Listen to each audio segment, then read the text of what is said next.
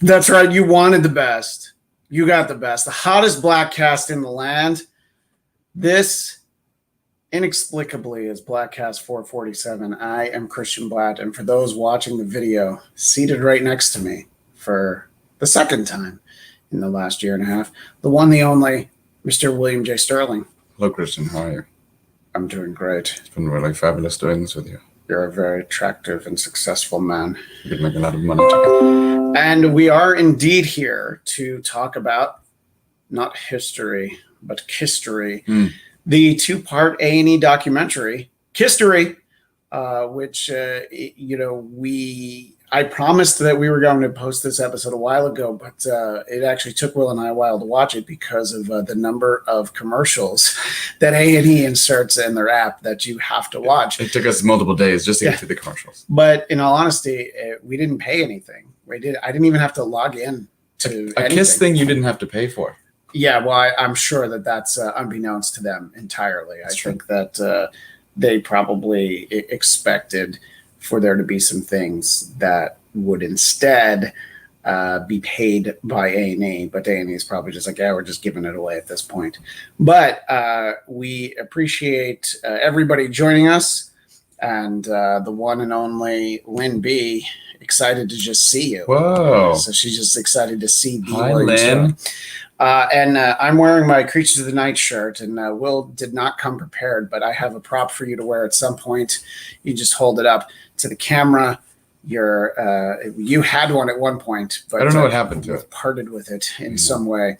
The LA Kiss arena football team had, which because of that team, we did get to see them for free in Anaheim once. That's remember? true. That was a show for season ticket holders. That's right. I strong-armed my way in there. We almost had Tim Tebow throwing for us. Quarterback Tim Tebow. In fact, it is now Tebow time here on the Bladtcast. So overall thoughts on the Kisstory two-part documentary. I'll let you go first, Will. It was good. I think in terms of I knew a lot of that information. Mm-hmm. There wasn't a ton of surprises. Some little things here and there that were cool.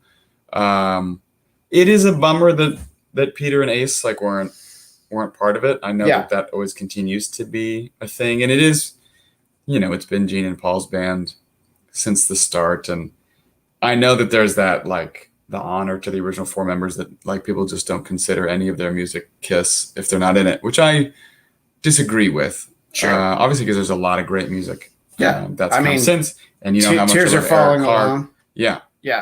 So we got Tears Are Falling because they broke up. Yeah. So it was worth it. And, Peter doesn't even play drums on Shandy, I believe. But he's in the video. Yeah, it's true. Which is great to see. Ace doesn't play guitar in Creatures of the Night, but he's on the album cover. That's right. Cool to see Gene and Paul hang out, and kind of talk. But Paul inexplicably not wearing shoes for most of this documentary. He doesn't have to. Of course he doesn't have to, but he's that comfortable with us. That's true.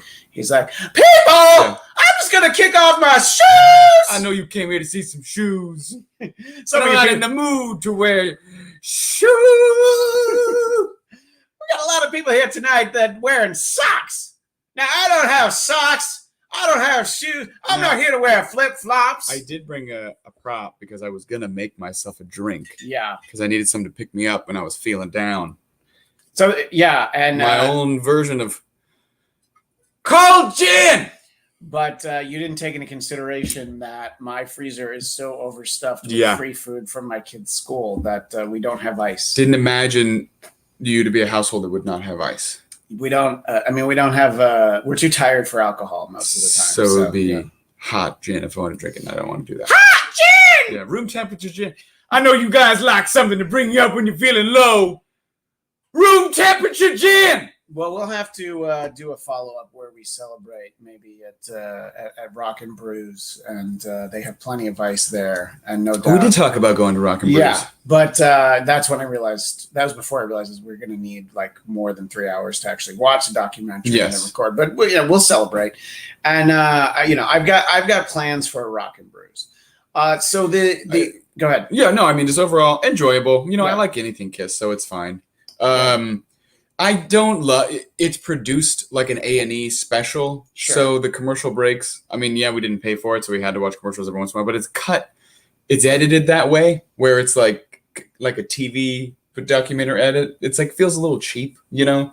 All the weird stock footage they used of like tanks and like airplanes exploding and little kids like getting beat up. Footage of kids being shitty to each other. Yeah. They're like, give us everything you got of kids being dicks. Don't worry, we've got that. Kind of chintzy. Yeah. But an enjoyable watch. I'm glad we watched it. It's not anything Kiss I like, and it always makes me like, oh, I got to go back to this album. I'm gonna listen to this later, you know, and I inevitably go back through a bunch of stuff. What I told you when we took a little lunch break between parts, what I need to do is revisit the Tomorrow Show Tom Snyder interview, because just the clips of it just made me laugh all over again. Just the close-ups of Gene just glaring at Ace and Peter laughing along, because as Paul points out that for Peter it's hysterical that Gene and Paul are so unhappy. Yeah. Because everything they do is so controlled. And I would say from that moment onward, they were even more controlled. Right. But and I think I was talking to you before, I think we covered that interview in Bladtcast number 2 or possibly number 3. So one of our first topics on the Bladtcast was the brilliant Tomorrow Show interview that Tom Snyder did with the 4 original members of Kiss when they were still the current members of Kiss. And yeah, it is disappointing that we don't get Ace and Peter's perspective apart from archival interviews. Mm-hmm. But they were both approached and they both declined. And they both, I think, wanted to be paid handsomely. There's actually something that was in an early cut of this that was sent out to press, but is no longer in it. I heard the director talk about cutting it out specifically for time. And they point out that Peter wouldn't let them play Beth in this documentary. So then it's Gene and Paul talking to the camera. It's like, at this moment, you would be hearing the song Beth right now. But Peter is a petulant child and wouldn't let us have it. And so then they just kind of stare at the camera. And so apparently what it did is... That was what they did say? That's actually what they said. It might have actually been Paul who said that, he's a petulant child! You know? But that's still, that was the quote that I heard, that they called Peter a petulant child. Mm. And, you know, I mean, my thinking is like, that's like song licensing. That's money you could have gotten. Yeah. Like, you know, I mean, look, the Peter Criss money isn't coming in. And I have to say that you watch it, and it's a lot of what you know if you're a fan of Kiss. And you watch it and you're like, oh, yeah, Ace really had a lot of problems with alcohol and other substances. But then the bigger takeaway is like, Christ, Peter Criss is just such a fucking dick, you know, because it's like even on the reunion tour, he's just like, you know, he it's like right away he's like bigger. He's way too big for his britches. Right. And then he's like, you're going to replace, you know, and then after the farewell tour, it's like, oh, we got some gigs we can do in Japan. Yeah. And we'll give you $1 million. I don't want $1 million. I want what you make. And Paul's like, no, nobody gets what Gene and I make. Right. Do you think they make the same? They must make the same amount of money. I bet Gene and Paul make the same. They have to. Yeah. Because I mean, they're getting profit participation. Right. You know, whereas everybody else in the band, you know, since the original 2 left, is salaried.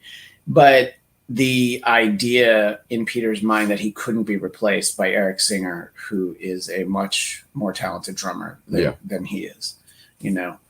Than he ever was? Do you feel like Peter Criss had a moment where you're like, yeah, he was fucking killing it? I think he had a moment where he's good. Like if you listen to, you know, look, whenever they recorded the solos on a live, whether they were at a show or in a studio, he's good.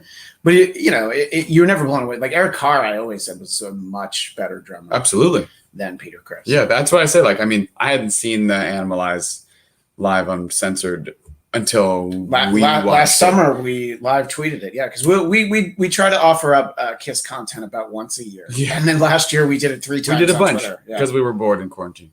I think that foursome is actually like the best they ever sounded. Yeah, no, musically with Eric Carr and Bruce Kulick. Yes. And that's when I saw them for the first time, and that's when I would start listening to the band. Yeah, that will always, to me, be the best. Eric Singer's great. You know, Tommy Thayer, it's hard to really use him as a way of comparison because like the albums that he's on aren't the best. Right. As much as we love Sonic Boom and we can head out to Walmart to buy it, and because that's the only place you can get only it. Only at Walmart.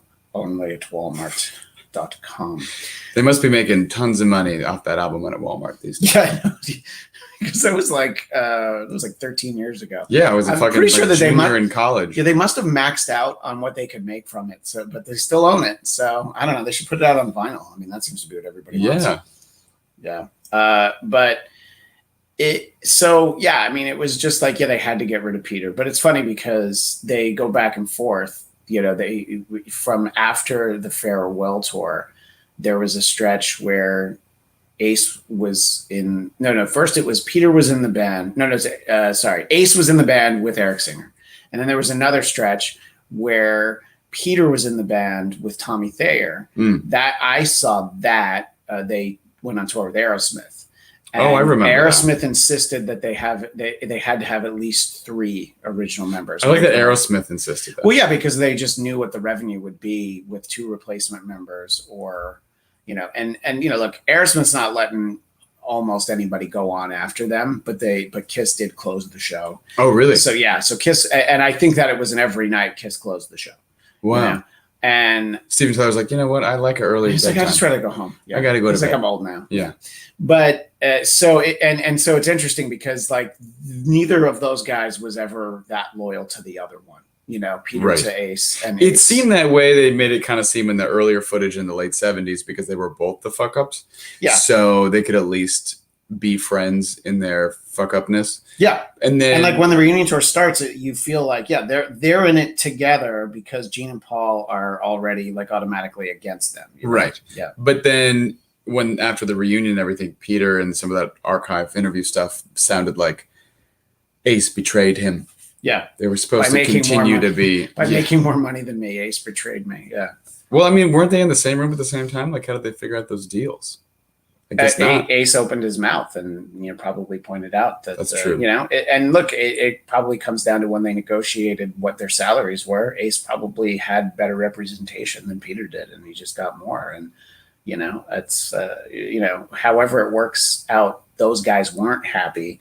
But it's there was a lot of good stuff in there, stuff that we'd seen before. But it's still nice to revisit. The one thing that I think bothered me the most, and I knew this was going to be in there because I'd heard people talking about it, was just this idea that people didn't accept the greatest makeup they ever had, which of course is the Fox makeup. Yes, absolutely. As you can see on the video version, correct. The Eric Carr Fox makeup. And that's why people didn't like the band. People didn't like the band because they did a disco record, they did a super pop record in Unmasked, and then they had the brilliant idea to do the concept record, Music from the Elder. So people didn't like them because of what they were putting out. It didn't matter what the band looked like. If they had done the solo albums and then somehow, maybe even if they went from Dynasty to Creatures of the Night, I think that people would be like, oh yeah, this is good. They're rocking again, or something, in that tone. But I mean, they were never going to put out Creatures of the Night in 1980, because it was too heavy a record for what they would have done with Anton Fig on the drums, Right. So Creatures of the Night's a good album, though. It's a great album. It just didn't sell. And yeah. I think that they'd kind of worn out their welcome the last few years. I mean, one of them makes the point, I think Paul does, that it's like you kind of disregard the people who've stayed with you, and then the people who weren't with you weren't coming over anyway. Right. Well, and they felt like the Selling Out album was Selling Out element was like, now there's like people bringing their kids to see our show. It was like not cool to like Kiss anymore because parents were going. There was a great cutaway of the grandma who was like, it was a great show. Yeah, I liked it a lot. All senior citizens should have Life Alert. Yeah. There's a couple of things to talk about, and in case we haven't been specific, there is the 2-part A&E documentary, Kisstory, which you can get the A&E app and you can watch it. Just be ready for a lot of commercials. It is 86 minutes without commercials. Definitely becomes 100 minutes easily. 100 with minutes. the 30-second interactive commercials. Yeah, there's a lot of interactive commercials. And I remember we started watching it, and the first thing I said to you was, there's an on-screen graphic and it says for 50 years. I'm like, no, that's not true. They haven't even been together 50 years. Almost. So it's like the first, it's fine. Almost, or for nearly, or for more than 45 years. But no, it's like 50 years sounds better. So it's like the first thing you see is a lie. That's true. is that, and Question, what is the truth though? That's the truth is subjective. But Gene does say almost 50 years at one point. So at least, he's being honest. And, I like that, it's mostly the opinions of the guys in the band. And by that, I mean Gene and Paul, and some archival stuff of Ace and Peter. At least they have that to pan it out. Yeah, it was good. I was glad. I was like kind of expecting them to not have say anything. And I'd be like, that's not fun. Yeah. But what I know is that, this documentary took a while to put together. There were different people involved at one point. And, the one thing about it was that they talked to, I forget what her name is now. There's this woman who was Eric Carr's girlfriend, for the last few years of his life. And they interviewed her for it. And she said a lot of things. And after she did her interviews, and you notice that they're not in the show. Right. Paul re-recorded some of what he said about Eric to match what she had said. Oh, really? Yeah, because it was like, oh, I'm going to look bad if I don't. So then they end up not using her stuff. And like the Eric Carr part of the story is kind of sad because one, he got sick. And they didn't even talk about how he was in the middle of the unfortunate throes of cancer, and he comes back to do the God Gave Rock and Roll video. He's wearing a wig in that. Right? Oh, really? His hair was all gone from chemo. And so that video that he filmed after the heart surgery, he's also wearing a wig because he didn't have any hair. Yeah, I mean, and I think that, let's be honest, Paul and Gene don't want to call attention when people are wearing wigs. They're just guessing, that maybe they don't want to point that out. It's Gene's natural hair. You see how stringy and witch-like it is? He was convinced, Eric Carr was, that he was going to be replaced by Eric Singer, despite even before he was sick. Like, oh, really? Supposedly, Paul and Eric Carr didn't talk on the Hot in the Shade tour. Like, they had no interaction. The Gene apparently was like cool to everybody, but Paul was, I don't know, because Paul did a solo tour with Eric Singer, and I think from that point on, he's like, oh, I want Eric Singer in my band, and which, by the way, I mean, he could have done it any time, but he also knew that people like this guy, and then, and I think there's something with Eric Carr's insurance and not covering some of his treatments. There's something bad about that doesn't get touched on, So him, it's a sad story the way it ended because of his health, but also Gene and Paul didn't treat him very well. And that's the problem with a documentary like this, is that it's Gene and Paul's documentary. You're going to get a lot of information.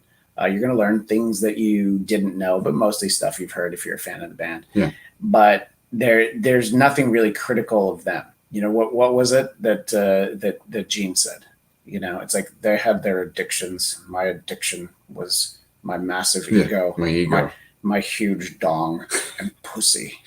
Well, he was like, I mean, they would talk about the problems in the band, and he's like, and it was really the fault of the drugs and the alcohol that really broke everything. And you're like, people don't just like do drugs and alcohol for like no reason.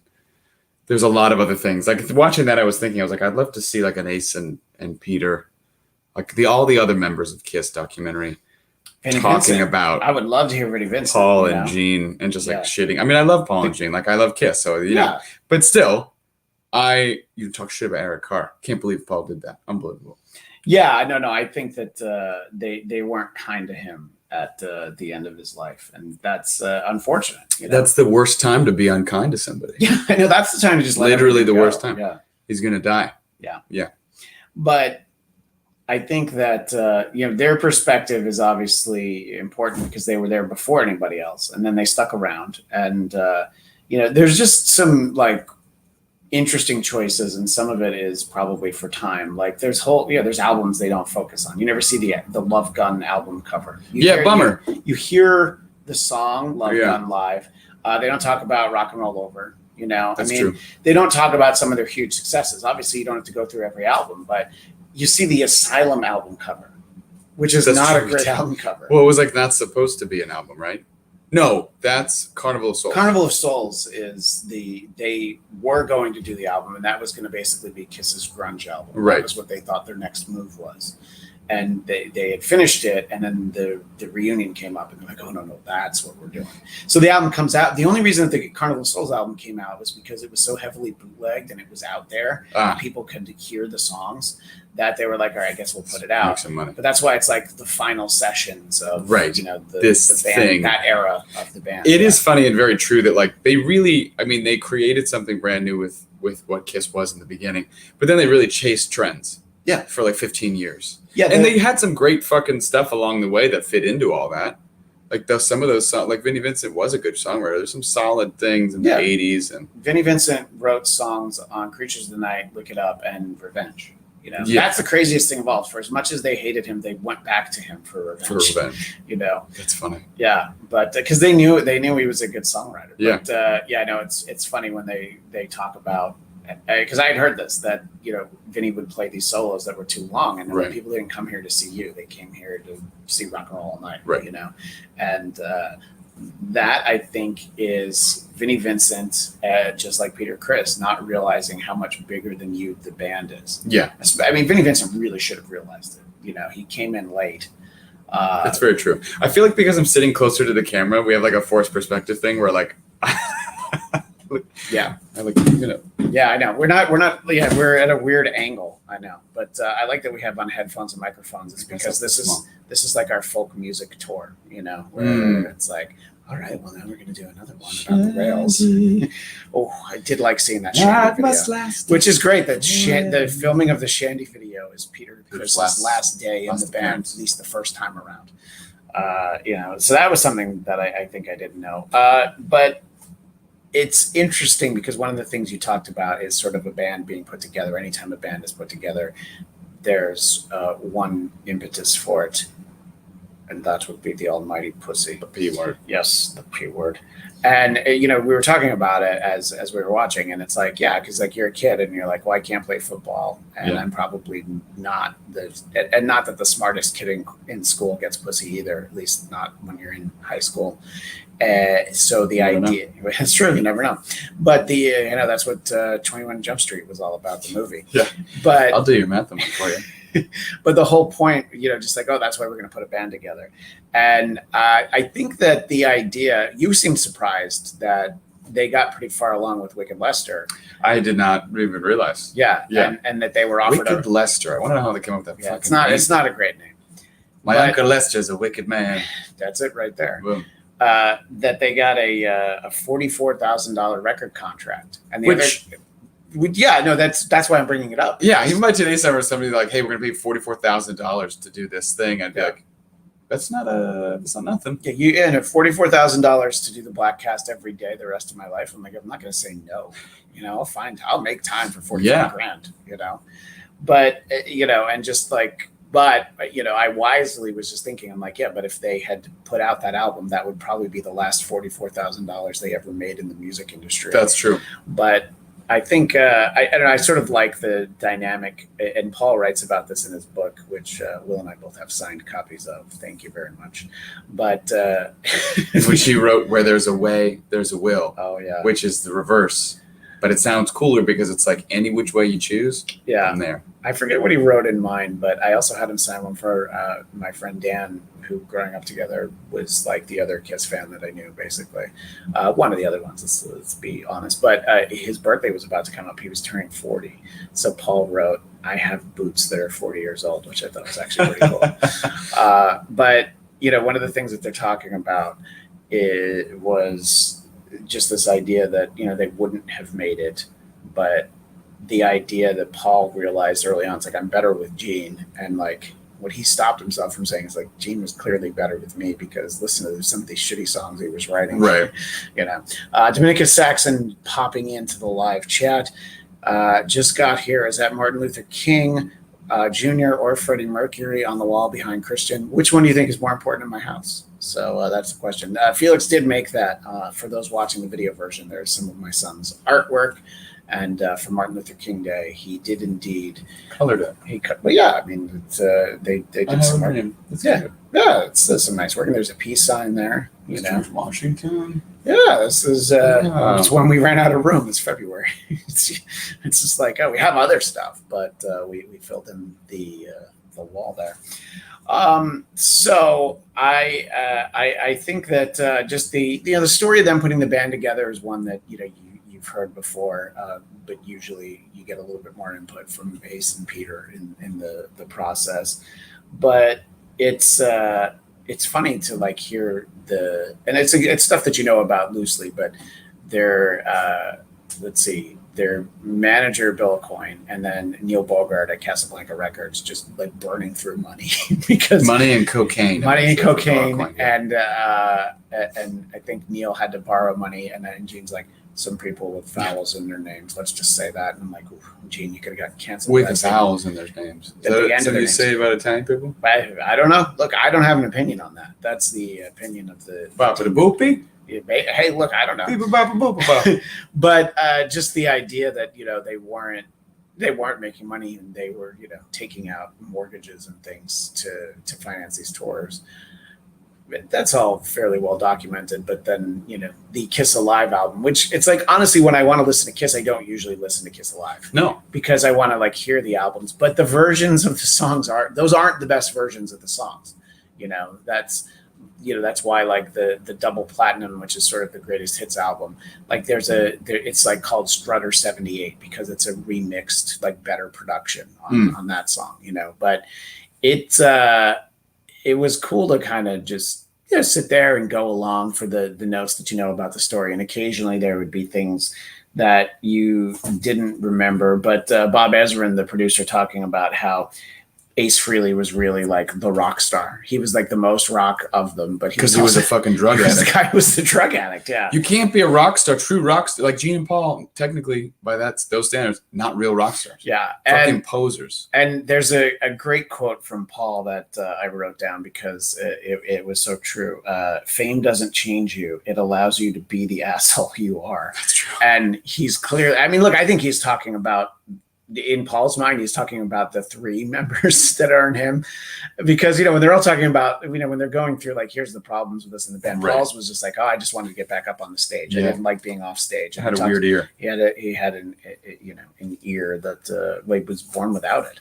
Which I had no idea. Yeah, I didn't know that until his book, because he talks about it. He always had long hair to cover it up. Yeah, So, what were some things that, other than Ace and Peter not being in it, did you feel disappointed? You're like, I would have liked more about this sort of a thing. It's tough because I wanted to learn more about this, like the stuff that in the eras I know less about. Yeah. And so, we really got, let's say a 4-hour doc, right?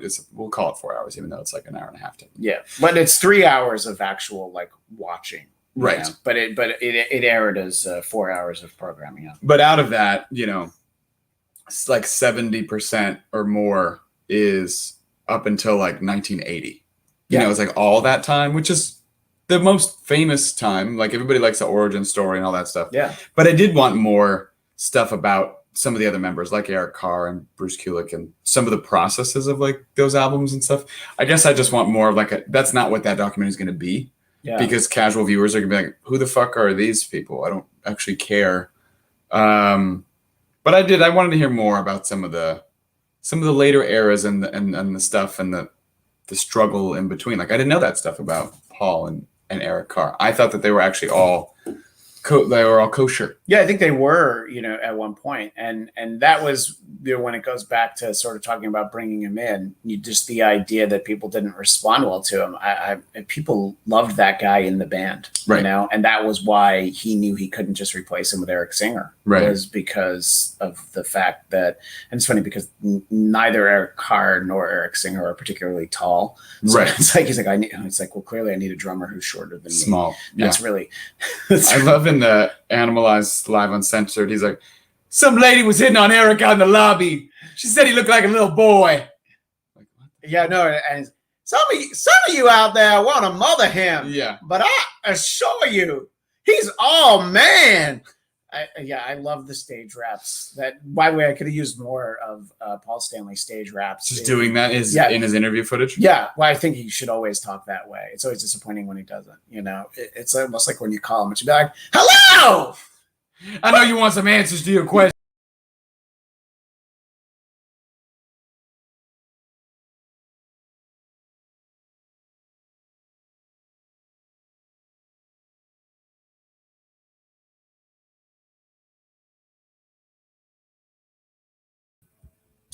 Sorry that we lost some of you on StreamYard for watching the video. This is something that happened yesterday when I was doing a show, and then I sent an email about how it wouldn't happen again. So, yeah. The fucking duck with the headphones. I know that, but how cool does that duck look?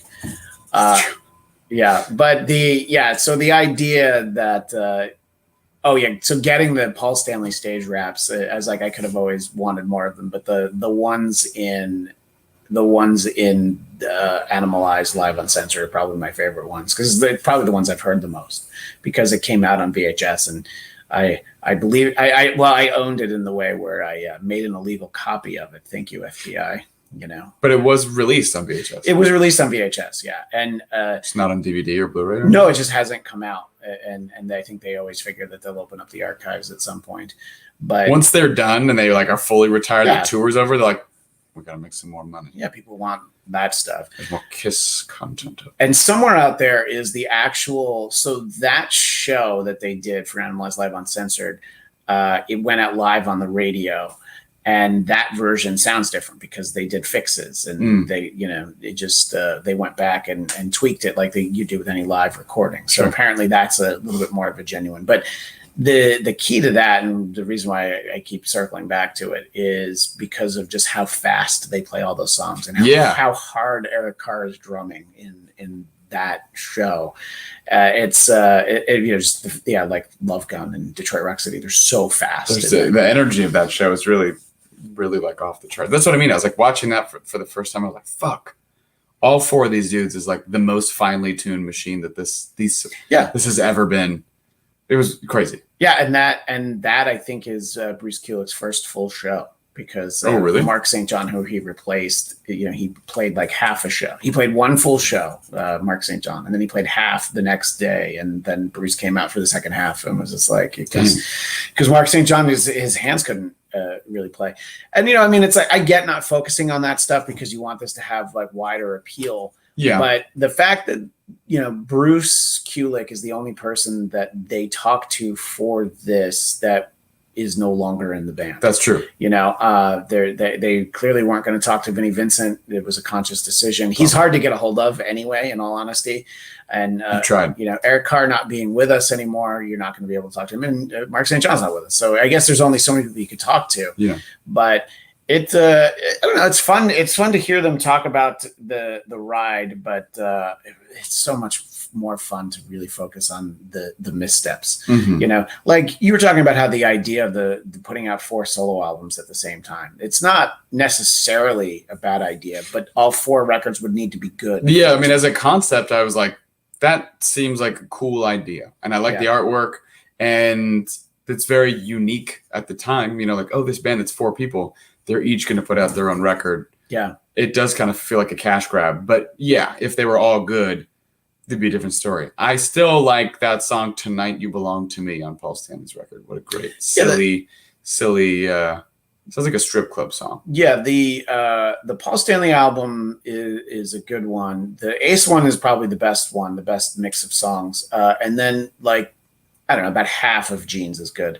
And Peter's just a different guy, and it's not my kind of album. And it's, but yeah, the idea that I don't know what albums cost at that point, but let's say they were $5 in 1978. So you were like, okay, well, how about you spend $20 on new Kiss material? Right. And then it's like, well, probably a lot of kids are like, well, I don't have $20, so I have to pick one. I'm going to pick my favorite. And most people's favorite was not the Catman. Sorry. But then you go, listen, all your friends each buy one. Yeah. And then you get together and you play them together. Yeah. I don't know. I mean, it's interesting that you were talking about them chasing trends, which it seems like they're saying that they did in the non-makeup era, but clearly like putting out a disco song. It's the biggest song Beth is the most successful single they've had. Ever, yeah. But I Was Made for Loving You was, the other one. And then, the non-makeup band did have some hits, like Forever, I think is a top 15 or top 20 hit single. Yeah, because it's a ballad. I was going to say, people love ballads. Co-written by Michael Bolton. I can see that. Yeah. So that, that's a huge song, Forever. But I don't know. I think that the band sort of exists to chase trends at a certain point. And, I think it's like when you're taking on Water, where you have these two guys who aren't happy and also you're not happy being around. But a lot of it's very familiar, I think, along the way. But what you didn't realize was the convention tours that they did before they. Yeah, I did not know about that. Yeah, I didn't go to those because. Look, that was at a point where I had definitely checked out after Revenge. I saw them on that tour, and fortunately, they didn't put out an album in that time where I had to decide whether or not I wanted a new Kiss album. But I was like, well, I'm not going to go to a Kiss convention. Like I was in college at that point, And you weren't a fucking nerd. No, I mean, I had to save my money to go and see cool bands like Weezer. You were actively trying to get your own P-word, Christian, in college. Yes. You just had to become part of a rock band. Yeah, I know. If only I'd known. But, and this was not at a point where it was like cool to wear like a Kiss shirt, And, they needed to go out and do that for the sake of, they talk about how music had changed enough, especially for bands that are a product of the 80s and the 70s, and you had to kind of find your way. As good of an album as Revenge was, the tour wasn't as successful as I think they hoped. I think it did all right. I mean, they played arenas. I saw them in an arena in New Jersey. They definitely, they sold tickets, but I don't think it was what they expected to be. And I think that there was it was Hot in the Shade, I think, had maybe both of those tours had a second legs planned where they didn't sell enough the first time around, where they're just like, let's just cut our losses. So it was kind of inevitable that they would do the reunion. And even though I was like largely checked out, I was very excited to hear that on the Kiss Unplugged, they were going to perform with Ace and Peter. So I was like, all right, well, I wanted to see that. And I think that those arrangements of those songs, I really like. That's one of the better performances, live performances of Kiss, I think. Okay. And I was, years I've listened to it a lot over the years. They had it on CD at Westwood One. So let's just say they don't have it at Westwood One anymore. We had a lot of stuff on CD archived because we had all this fucking, They had a CD. Yeah, they had I had to organize that whole room. Oh, this is before you worked for Dennis. When I was a PA, yeah, and I went in and I grabbed the. I thought I knew it was missing. Well, yeah, but I don't think you would have noticed at the point that I took it. But yeah, I took the Kiss Unplugged album, and they had Hot in the Shade. They had a few others, and I was like, great, these are going in my car now, and I'll bring them back one day. And let's just say that they might not have found their way. Building's still there. You could have gone back. Yeah. But obviously the idea of putting the band back together, it made sense because I guess it was like 1995 when they decided to do it. It's like Kiss wasn't going to put out Carnival of Souls and be able to play arenas, much less stadiums. People had wanted the best and they had not been getting the best. And they didn't want, a bunch of songs where they tried to sound like Alice in Chains and Soundgarden. I don't know Carnival of Souls really all that well. It's interesting. I don't love it, and it's you feel bad because for Bruce Kulick in particular, it's very upsetting to him that it got kind of thrown away because he worked really hard, and I think it's the only album that has a lead vocal from Bruce Kulick on it. So, and I actually forget what song it is, but I don't think it was going to work. But I was talking to you about when they did the reunion. Like, I don't know what tickets cost, but it just, they seemed way too expensive for me at that point when I was still in college. Like, at that point, it was probably like, I would have had to spend $50 on a ticket at a point when tickets, were maybe 20. And I was just like, I can't. But then when they, they wear out their welcome and they're going to do farewell tour, I made sure that I saw them. And as I told you, that was the worst performance I ever saw of them. They did the same like 16, 17 songs all the time because they had to worry about those guys like learning, anything different. Right. And what they didn't talk, they were very kind to Peter in this documentary in one sense, because a lot of his equipment was rigged for, you can do these things where you trigger a louder sound when you hit with a drumstick. Okay. It's kind of like, the way that the drummer from Def Leppard works with one arm. It's a lot of like, you hit, it's a lot of technology. So Peter's drums were rigged to make a bigger sound than he was capable of making. And he's older than them. He's like 5 or 6 years older than the other guys. Right. So, being out there at the end of the 90s, when the band got put together in the early 70s, he probably just didn't have as much in the tank anymore. Yeah. But if he wasn't a dick, it probably wouldn't have bothered them so much. Right. So they didn't even talk about how he didn't play well anymore. That's true. And that's why the idea of bringing in Eric Singer was just like. I do love that footage of him at his last concert, just shoving over all his drums, like, fuck it, Citizen Caning it, just like, rah! Yeah, I know. He's just knocking everything over. It's like, because he knows. And but I do think he actually played with them again. I don't quite know what the timeline is, but there's like Tommy Thayer playing his first show, the symphony concert that they do in Australia for the live album, but Peter sings Beth on that album. So Peter's like with them. So they would switch them out back and forth. Eric was in and out of the band. And when he wasn't in Kiss, he would go back to playing with Alice Cooper. So, people like that cat man, and he's of course been in the studio for many Bladtcasts in the corner having a soft serve milk. And we can't see him right now because the camera doesn't swing just far enough, but of course he's here. And I know he hasn't been with us in studio, but we haven't been in studio together nearly as much as we used to. So like never, almost, it feels like now. Well, yeah, I know. And especially you're going to make a big move, and then we're really never going to be in the same place. You're not going to be. But you're like, I don't know. I don't want to lie and say you're 10 minutes away from me, but you're about 15 minutes away from me now. Like if you hit every red light. Without traffic to get here this morning, I was like 10 minutes. Yeah. All right. So yeah, but Eric Singer will always be a part of the Bladtcast, whether he wants to, or not. There's a lot of same stories that get told again, though, to bring it back to Peter Criss. I convinced Peter to change it from Beck to Beth. It's like Gene tells that story in his sleep. And he even has to make fun of the fact that he's used that line so many times. Well, we have the Kiss condoms in the Kiss coffin, so we'll get you coming and going. That's right. So he even's just like, say it with me. Yeah, because he's like, I know I've said this before, but it's a great line. And you'll say it with me. I don't know if I could read his books because it feels like they're like make art of the deal. Yeah, reading Paul's book was fun and it was interesting. I feel like he was honest. Gene, I think he talks more in like sound bites and jokes. I mean, with the Dennis Miller option, we did an interview with Gene in the studio. That's right. I forgot he came to the studio. So I got him to sign something. I have a program from one of the acoustic shows, the one that you and I went to. Samuel? Yeah. So where that hat came from. That's right. But so to be in a studio with Gene while he's telling stories and making jokes and stuff, and I actually made him laugh because I just jumped in with something about Captain Crunch having stolen Valor. I don't think he ever really served. Yeah, and just like, I made him and Dennis laugh at the same time. I'm like, all right, so if you told me when I was 14 that would ever happen, that would make Dennis Miller and Gene Simmons laugh at the same time. Yeah.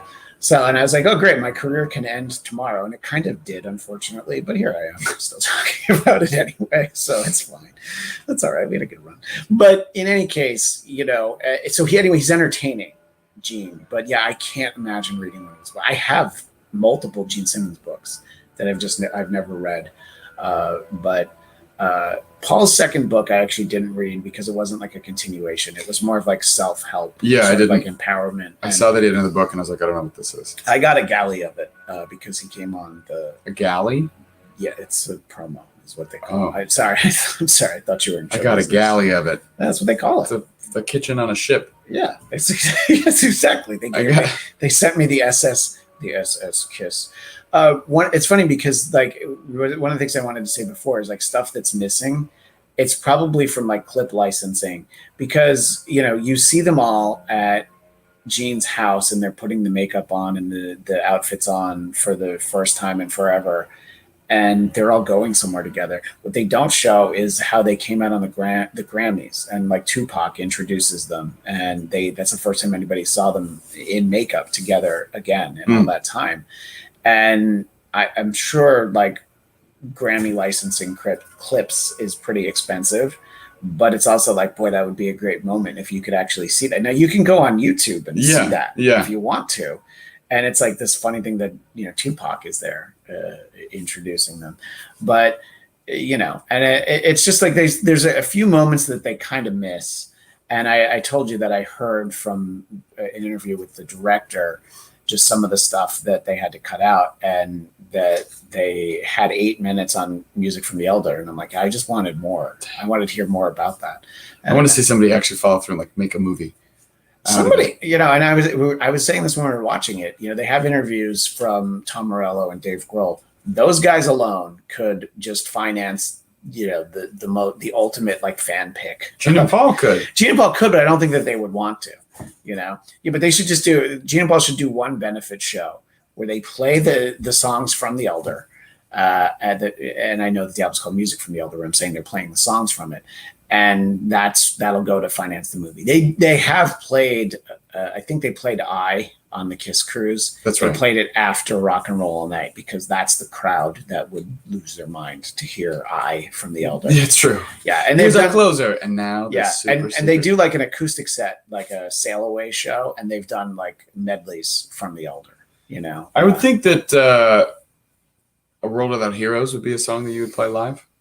Yeah, but I mean, they don't. But that was, I think that was that was moderately successful. But then I think it was a bigger hit because I believe Cher also did a version of it. Okay, and I think she had more success with it. But it's an interesting story because of Ace Frehley had a solo career, but it did not go particularly well, and I'm fairly sure by the time the band got back together, he didn't have an album contract. Now, Kevin Scott, I know you'll correct me if I'm wrong about that, but I don't think he did. I think he. Where's Kevin Scott these days?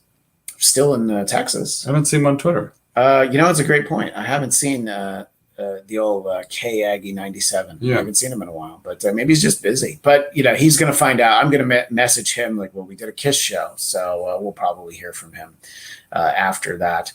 After I get in touch with him. But the idea that he could make all this money by being back in Kiss, and Peter never had solo success.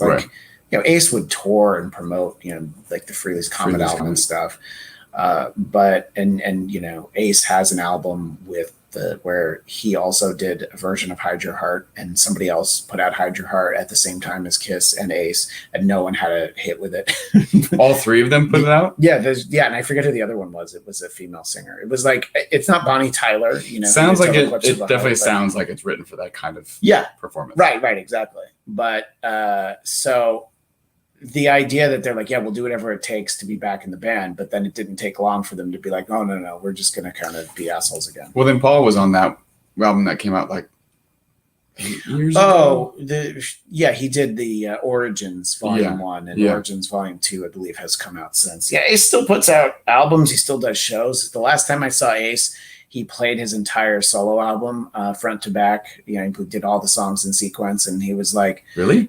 Yeah, because it's a hook for people to buy tickets to, right.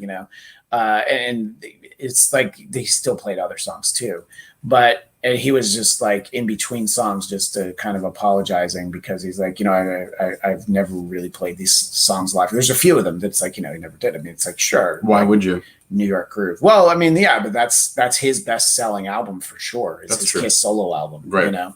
That's ultimately, look at this. My friend Dan is in here, and he pointed out it was Bonnie Tyler, so I was right. She did also put out Hide Your Heart. Dan was with me when I saw Kiss for the first time in 1990. It was his first concert, my second concert, and I mentioned that story recently to when I was interviewing Mark Slaughter from the band Slaughter, because Slaughter opened that concert. So Dan and I went and saw Kiss in 1990, and it's a great show. It's it's June 17th, 1990. You can watch the whole show on YouTube. It's because I spent $20 for a VHS of it that summer, but then now you can just kind of find everything out there. But it was a great show, and they didn't. I'm trying to think. I don't know. I don't think Gene breathed fire on that tour. I think he tried to get away from it, but then they did the reunion. But so I finally see the original band on the farewell tour, and they've been so much better when I've seen them since then. Okay. So it was like a letdown for me. I think if I had been able to see them when they were first back on the reunion tour in 1996, I probably would have been pretty excited. Yeah. But I don't know. I because of what I grew up listening to, I like all the 80s stuff. That's kind of like my favorite stuff. That's, so. But hopefully that they're supposed to go back out on tour in August, and I suspect when the audio version of this episode is posted, we might have a voicemail from Gene Simmons where he lets people know where some of the dates are that they're going to be playing.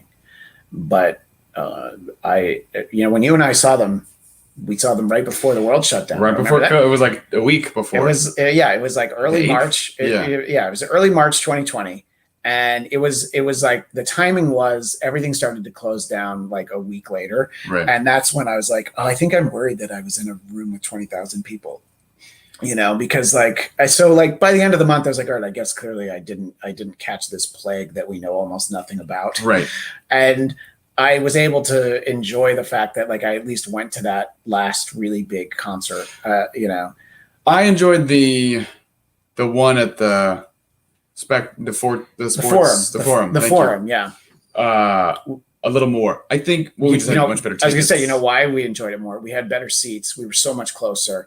I cheaped out. If I had known what was in store for the next year, I would have spent 3 times as much. Well, we both did, because it was like, let's just go. Yeah, you know what I mean? Go. Like, why wouldn't we go? We'll get this cheap, because they didn't sell out, so you knew that we could get But I do think because we were kind of further away, I think we remained seated most of the time. That I remember halfway through, I was like, I'm kind of sleepy.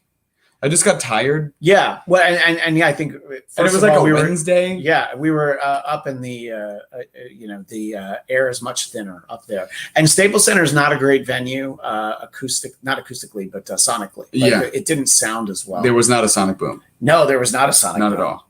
But I don't know. Maybe they did. I think they actually did do not Modern Day Delilah. There was another one. They did a song from Sonic Boom. They always do. They do one Sonic Boom or Monster. They always they're like, these are just this is a new classic. It's just a song you don't know yet. And I'm like, no, it's you could take this time to play Shandy, Paul.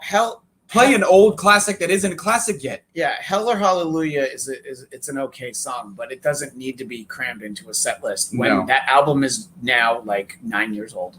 It's like when Monster? when you're trying to sell Monster, great, play a new song. Right. But it's like, why are you still playing a new song there? Go back to the shit that hardcore fans would love to hear, that you could really give them a treat. Yeah.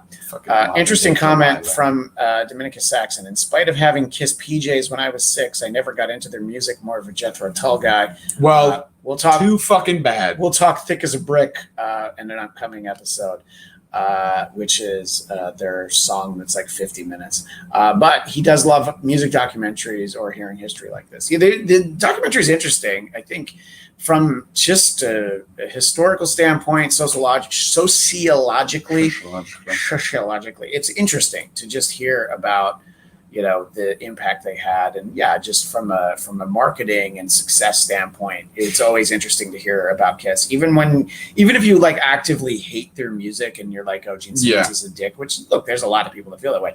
I do think that it's still very interesting to hear their story. I feel like I'm at that age, and it'll get more from here, but where you'd put up a fight with anybody who talks shit about things that you liked. Yeah. Because you just couldn't stomach somebody being like, that's bullshit. Yeah. Now I'm just like, when people are like, Kiss sucks, their music's not good. I know they're iconic, but all their songs are like they're not like Zeppelin. They're not. And I'm like, I need you to understand that any Kiss fan is fucking aware of that. Yeah. I think anyone who loves Kiss knows. I don't think anyone is out there being like, I'm just saying Kiss is on par with Zeppelin. It's no, even though we saw that Unplugged concert and they spent half their time playing Zeppelin songs. I know. That's the most disappointing part of going to that Unplugged show where they played multiple Zeppelin songs. Yeah. Like there are like 8 more Kiss songs that you could have picked. Right. Pick 2 of them. And that guy was screaming Shandy. Yeah. I know that's what started the whole thing was Shandy, was the guy yelling. It was so random. It was like, why that song? And then we just took that and ran with it. Yeah. And then we listened and we're like, oh, it's such a great song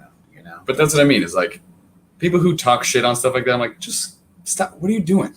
Well, Kiss is iconic. Yeah. You know they're responsible for all this cool shit. We have awesome concerts because of Kiss. Like, and it's like, the amount of bands that now have merchandise, that probably made fun of it. Like the amount of Led Zeppelin merchandise you can buy now. And, people know that I don't like the band Rush. That's true. I forgot you don't like I hate Geddy Lee's voice. It's really what it comes down to. Okay. I don't try to stop anybody from loving Rush. I'm just saying I don't like it. And people have tried to win me over. Our pal Tim in San Diego. It's just Tim in San Diego. Yeah. He was nice enough. He made me a CD once. Oh, mixtape. Yeah, well, kind of. But it was a mixed CD. Yeah, and I was just like, it's not for me. We still call them mixtapes. Well, even though when it's a mixed CD, even a playlist on Spotify, it's still a mixtape because it's the emotional sentiment. Yeah, And look, what it comes down to for Kiss was that it's fun. Even like when you didn't have the makeup and the spectacle and all that, it's like, it was just fun. It's like fun music to like listen to when you're, they're a great band to see in the summer outdoors, which they have a lot of those coming up. There's a decent chance that maybe Will and I might have to take a drive down to Chula Vista. And so you don't think they're going to come back to Los Angeles? Well, they're playing in Irvine on this next run of dates through the fall, but these aren't their final shows. Okay. So their final shows, I think they will come back to LA proper. And I think that the way that the End of the Road tour is working, they're not playing the same venue more than once. So the expectation is maybe they'll do a couple nights at the Hollywood Bowl. So that would be great because I would love to see them there. And I, as long as I've lived here, they've never played at the Hollywood Bowl. They played Staples a few times. They played, I don't think they even have played Dodger Stadium for a full show in a while. So I'm excited to see them more. And that's what it really came down to from watching this was like, oh yeah, I definitely want to see them again because that show that we went to right before, all the lockdowns and the throes of COVID, it really was like, I kind of want to do over on this. Like, I should have spent more money on these tickets. Well, that's the thing is like, I don't know when we can guarantee will be like the last time that we will ever see them. Yeah. But whenever that is, I'm prepared to spend like a pretty fucking lot of money. Yeah. I think I'm not crazy. I don't need to spend money on the meet and greet just because I've already met the two of them that matter. It's true. But but to get like whatever the meet and greet, like $1,000 or $1,500 tickets is the first like 3 or 4 rows. I'm like, how much is row 10? Yeah. Or row 15? Because we were in like row 30 or something, and that was great, especially because I'm gonna come out there. Yeah, when he comes out. Yeah, that was. We great. were right by where he came out, but I was just like, I'd like to be sort of on the floor. If they do anything where it's general admission on the floor, that's what I really want. I don't do that for anybody. I don't stand for concerts anymore unless I have to. I would do it for Kiss. Well, when we were even 30 rows back, everybody's standing. So if you're sitting, you can't see anything. But and it's like, modern day Delilah. All right, I'm gonna sit down.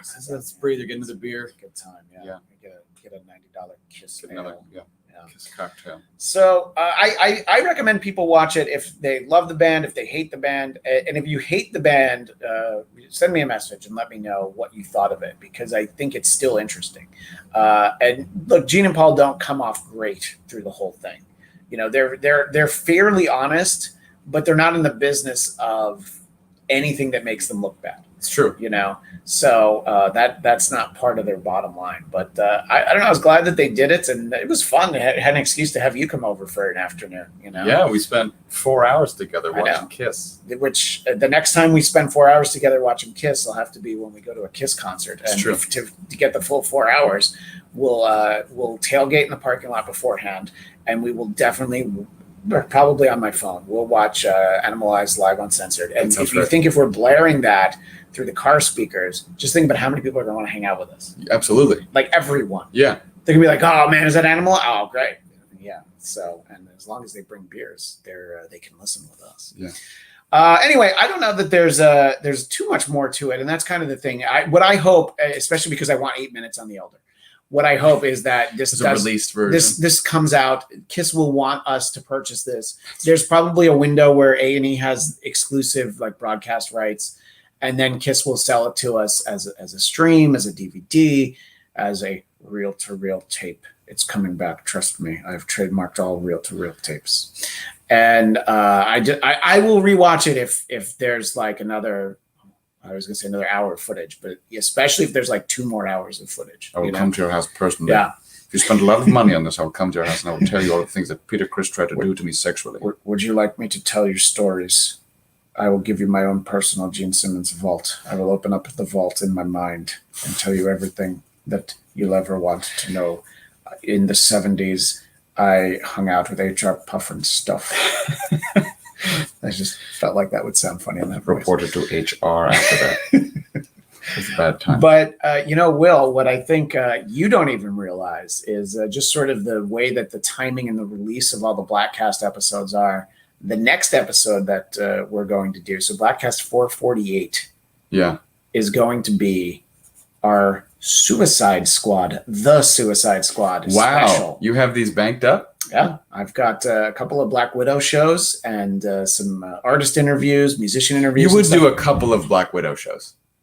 Well, here's the reason why there are multiple Black Widow shows. Because I have done multiple episodes for Marvel Movie Talk. That's true. And I am nothing if not in the business of, yes, synergy, but also repurposing previously recorded content. So is it like, everybody, welcome to the Bladtcast Movie News? It should be. Yeah, it should actually be like that. It's there's a great Simpsons episode that aired like the night of the Super Bowl or the night before the Super Bowl, and they're like, yeah, I'm rooting for the Atlanta Falcons. They literally did that, but they didn't try to hide it. It's sort of like that. But so I'm excited, and you and I will watch that. I think in the movies, right? We don't have to watch it on HBO. No, we could go to the movie theater. Yeah, so we'll do that. And we appreciate people popping into the live chat. Lynn B, nice to hear from her. Yeah. Dan Carroll out in New Jersey. And of course, Dominicus Saxon. Like, let's not forget about him. So Will, it's on the screen, but for our audio listeners, if you want to continue the conversation, like, hey, I miss old Will Sterling. Where do they find you? Will Sterling _. Yeah. Twitter and Instagram. Because that guy. And I think I'm on TikTok, but I don't know how to use it, and I never post it. I am not on it. And I also don't know how to use it. I'm really trying because I don't want to feel like an old person, but this is the first thing where I'm like, oh my God. Yeah. I have no fucking because you're like strict, you're like firmly in your 30s now. So you've reached that point. Yeah. But anyway, we appreciate all of it. It was always fun to talk about Kiss. And I look forward to watching the extended 5-hour cut of this with you without commercials. And it'll actually take less time because those commercials won't pop up all the time. You can interact with us. So join us for our Suicide Squad cast. Not this time, but next time. What? The Bladtcast. Oh, barely hit it.